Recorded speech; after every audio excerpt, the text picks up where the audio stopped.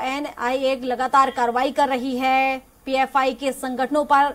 इससे पहले भी देखें हम तो लगातार इस पर प्रतिबंध लगा हुआ है, लेकिन इसके बाद भी लगातार संगठन सक्रिय नजर आ रहा है, कार्रवाई की जा रही है। क्या कुछ अपडेट सामने निकल कर आ रहा है? क्या अब तक किसी को पकड़ा गया है?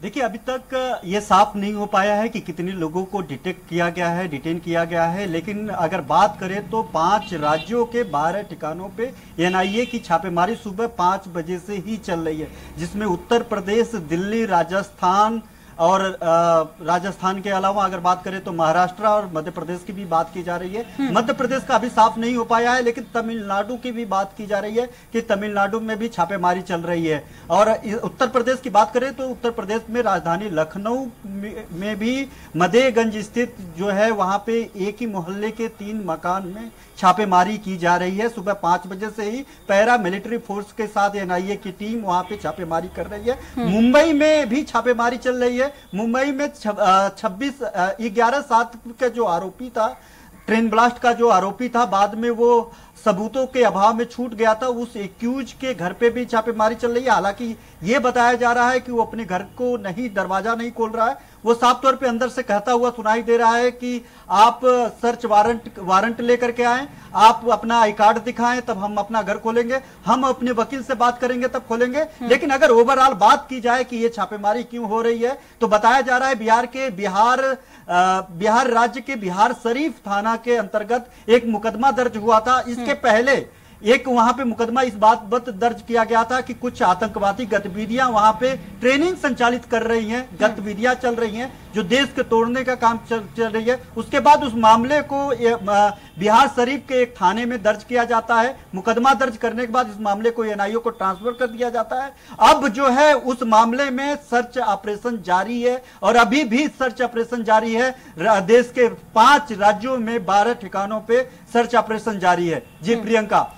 बिल्कुल पवन, और जैसा कि आपने बताया कि लगातार देश विरोधी यहाँ पर उनको संगठन को कहीं ना कहीं ट्रेनिंग दी जा रही है। इससे पहले भी हमने देखा है, और इनके बड़े अगर हम नेताओं की बात करें तो उन्हें जेल में भी भेज दिया गया है, लेकिन इसके बाद भी एक बार फिर से सक्रिय नजर आ रहे हैं। हालांकि इससे पहले भी कार्रवाई की गई है, लेकिन लगातार इनकी सक्रियता बढ़ती जा रही है। और अब तक जिस तरीके से यहाँ पर कार्रवाई की जा रही है, और लखनऊ की बात करें जिन ठिकानों पर अभी कार्रवाई की गई है, क्या कुछ साक्ष्य अब तक जुटा पाई है टीम?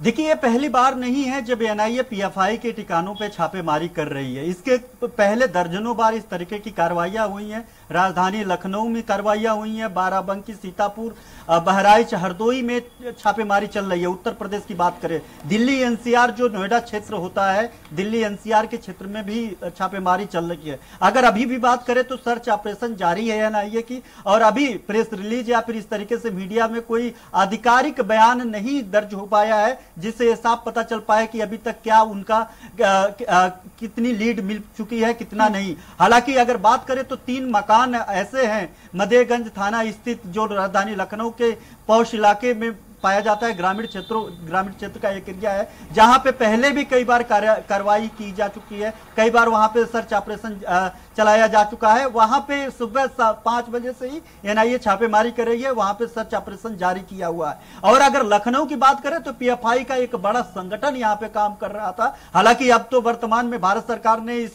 संगठन पे पूरी तरीके से बैन लगा दिया है। उसके बावजूद लोग अंदरूनी तौर पे इस जो चरमपंथी संगठन था उस चरमपंथी संगठन के लिए काम कर रहे थे, बाहर जाकर के ट्रेनिंग ले रहे थे, केरल जैसे जगहों पे जाकर ट्रेनिंग ले करके यहाँ पे ऐसे अराजकता फैलाने के बाबत काम कर रहे थे। तो ऐसे में उत्तर प्रदेश काफी इस मामले में भी जो नेपाल बॉर्डर के क्षेत्र है, जैसे बहराइच है, बहराइच बाराबंकी का जो क्षेत्र है, गुंडा बहराइच बाराबंकी का जो नेपाल से सटे हुए क्षेत्र हैं, उन क्षेत्रों पे भी काफी फले फूले थे ये लोग। बाद में कार्रवाइयां करके इन लोगों को पकड़ा गया, जेल भेजा गया। कई लोगों को गिरफ्तारी पहले हो चुकी है जिनसे पूछताछ अभी भी जारी है। उन्हीं लोगों के इनपुट के बाद से इस तरीके की कार्रवाइयां लगातार जारी हुई हैं। लेकिन बिहार शरीफ में बाकायदा वहां पे कैंप बना करके ट्रेनिंग चल रहा था और उस ट्रेनिंग के जरिए लोगों को जोड़ने की कोशिश की जा रही थी। और अब उसी एंगल के तहत बताया जा रहा है कि जिस तरीके से सोर्सेज बता रहे हैं कि उन्हीं के इनपुट के बाद इन 5 राज्यों के 12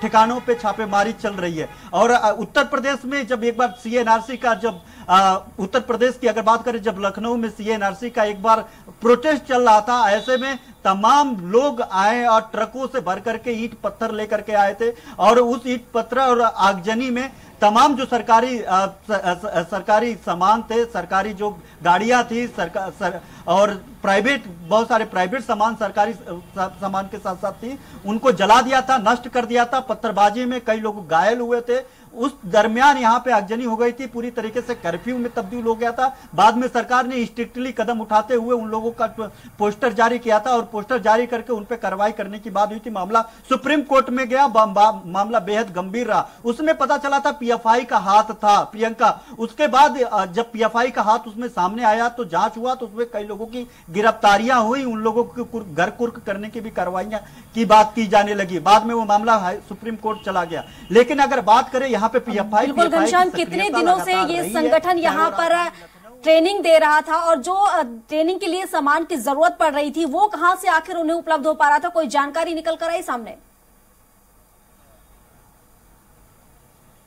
देखिए, इसके पहले अगर कार्रवाई की बात करें, अभी आज की तो साफ नहीं हो पाया है, लेकिन इसके पहले जितनी भी कार्रवाइयां हुई हैं, जाकात के जो फंड आते थे विदेशों से, जाकात के उस फंड का उपयोग किया जाता था। और यही कारण रहा कि तमाम ऐसे लगभग 42 मदरसे थे जिन मदरसों को बंद किया गया। ये मदरसे वो संगठन चलाते थे जो पीएफआई के लोग जुड़े हुए थे उससे। और उस मदरसों को जो खासतौर पे अगर बात करें तो ऐसे तमाम ईडी ने उन बैंक अकाउंट को जो उनसे जुड़े हुए थे जिसमें जकात के पैसे आते थे, उस बैंक अकाउंट को बंद किया था। सबसे बड़ी बात थी, जकात के नाम पे पैसे ला करके इस तरीके के कुकृत्यों में उसका इस्तेमाल किया जाता था। लोगों को पता नहीं चल पाता था। जो वहां पे मुस्लिम कम्युनिटी के लोग पढ़ने जाते थे उनको लगता था कि मैं पढ़ने जा रहा हूं, एक हमारा संगठन है। लेकिन जब उसकी जांच हुई, सर्वे हुआ, तो पता चला कि ये लोग अवैध तरीके से जो नियम विरुद्ध, जो कानून विरुद्ध है, उन नियम विरुद्ध इस तरीके के मदरसे चला रहे हैं और जकात के फंड से फल फूल रहे हैं। जिसके बाद उत्तर प्रदेश सरकार और सेंट्रल की कई एजेंसियों ने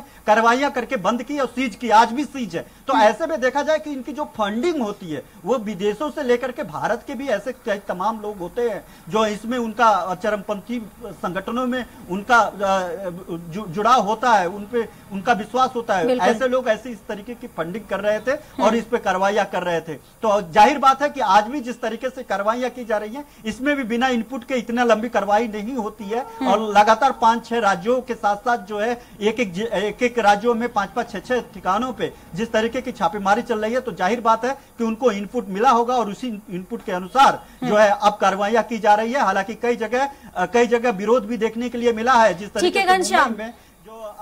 ठीक है घनश्याम, पूरी ऐसे खबर पर आप नजर बनाए रखिए। दोबारा आपसे अपडेट लेंगे इस खबर पर।